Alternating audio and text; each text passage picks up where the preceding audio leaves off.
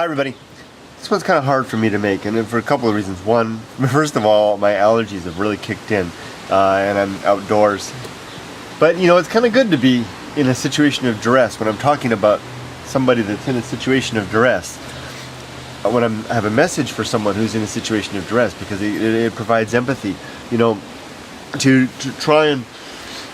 I really wanted to make this video, and I couldn't do it at home. You know, the family atmosphere isn't the right place sometimes, so I decided to stop here, and I'm suffering. Don't worry, the person that this is addressed to, don't worry. Don't feel bad or anything that I'm suffering. I went out for a bike ride first, so it's my own doing. But I'm trying to get through the watery eyes, the stuffed up nose, the feeling of congestion, the disorientation. I really feel dizzy. I can't quite see straight. To do something that I think is worthwhile and important, and you're in kind of the same situation. Excuse my sniffling. You've got anxiety. You wrote to me and you've said that you're 25 years old, you've got an 11-month-old daughter, and you've had anxiety since you were 14, and basically that you're stuck at home, and that you're a stay-at-home father, and that you're kind of stuck at home, and that you are trying to make strides to get out and get into the world. Now that is, look at the analogy there, how fitting, how fortunate that is. I was basically a shut-in for the month of what was it, the month of March. Well, my allergies were so bad, not even medication could help, and I was stuck indoors. You know, if you see my videos, I like to get out into those mountains, you know, way back over there. That's where that's my domain up there, but that's the domain where the allergens come from, and I couldn't go out there. Kind of like your anxiety with humanity that you face, and you couldn't venture out. Now I want to talk about this in two perspectives. One, biochemical, and two, psychological. And bear in mind, I'm no expert, I'm no doctor, I'm no learned person. I'm none of those things. I'm just a guy that you wrote an email to, and you said you were saying thanks for some of the videos that may have helped you to push through, and I wanted to respond to that. That's just who I am. That's all I am. I'm no expert. But I want to say, it's possible that, like my allergies, there may be a biological component to what you're feeling with your anxiety. And just like my allergies might be treated with medication, and with proper, if I see a doctor, I might actually find a way to get out there and do it, and do that. In fact, I know that that can be the case. And you've probably been down this road yourself.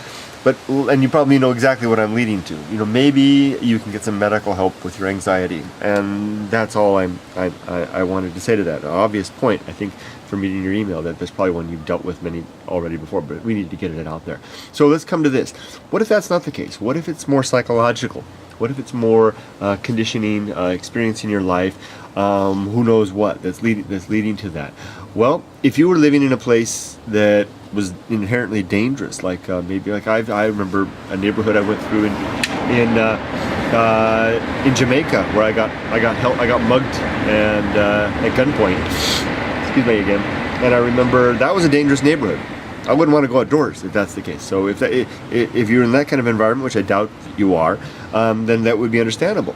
If that's not the case, and it's just human interaction that you're concerned about, then I would like to venture to offer that the anxiety that you're feeling, if it's not biological, if it's not something that can be treated with drugs, if it's not empirical in the surroundings, you know, like you hear that scooter that just went by. Some of those guys are bad boys. I almost got it. I was just riding my bike along, and a guy was in a car, and he was mad at me for some reason. I wasn't doing anything bad, except I was on the crosswalk in a green light, and I guess he thought, you know, that he wanted to go and wanted me to slow down or something like that. He gave me a mean look. Bad guys.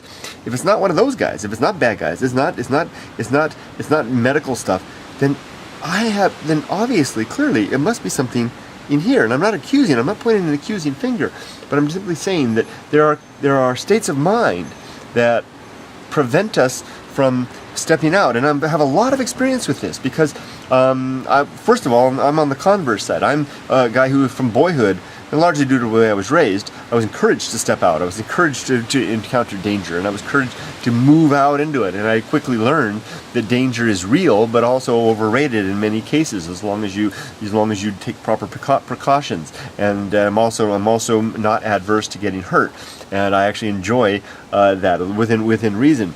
But beyond that, there is a propensity to have that I have it within me, that I think is innate in me. Now, if you don't have that propensity, but you want it, maybe because you're a father and you want to raise your daughter to not, with another example, then I would like to encourage you to do exactly what you're doing. You said that you were heading out when you wrote to me, you said you were taking your daughter out to the park for the very first time.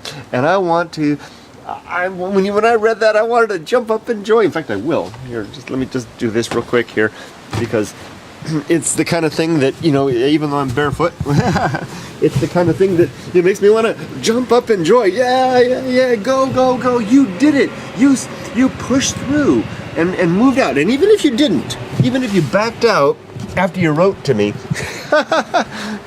which happens sometimes. There's been times I've sent tweets out or Facebook posts out. But if you're wondering what that sound is, it's the bullet train going by. I've sent tweets out saying, I'm headed into the deep mountains. I'm going to go out and do something like this, go find some exotic waterfall. And then I got scared and didn't do it. It happens.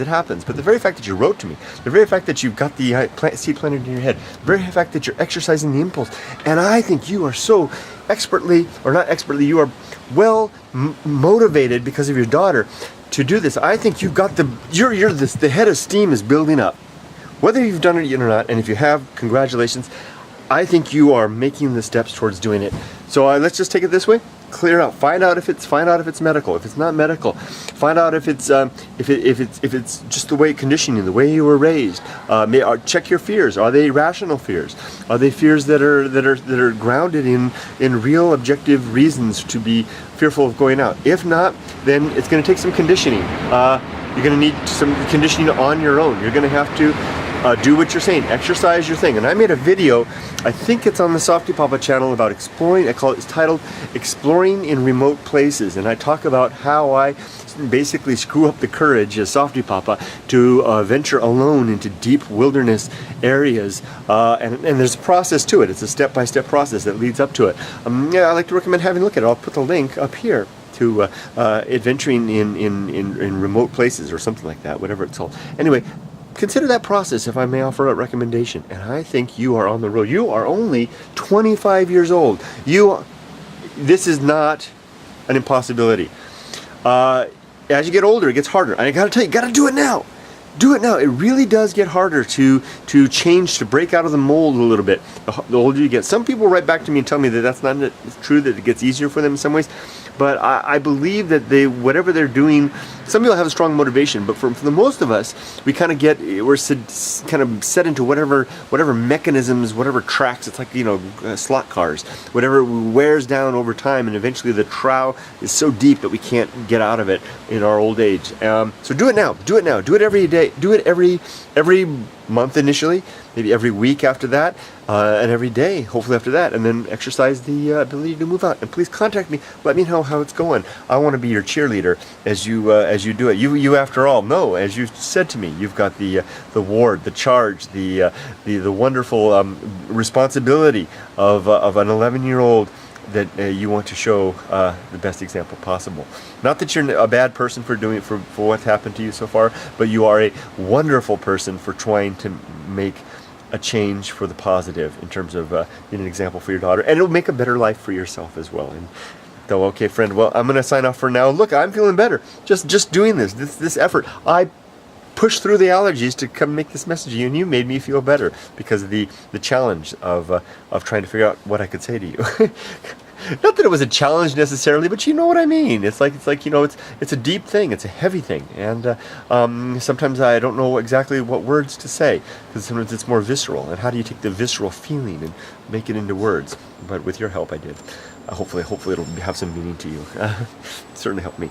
Take care, my friend. Let me know what's going on, and keep in touch. All right. Take care. Bye bye, and give that little precious 11-year-old viewers a hug from me. Bye bye.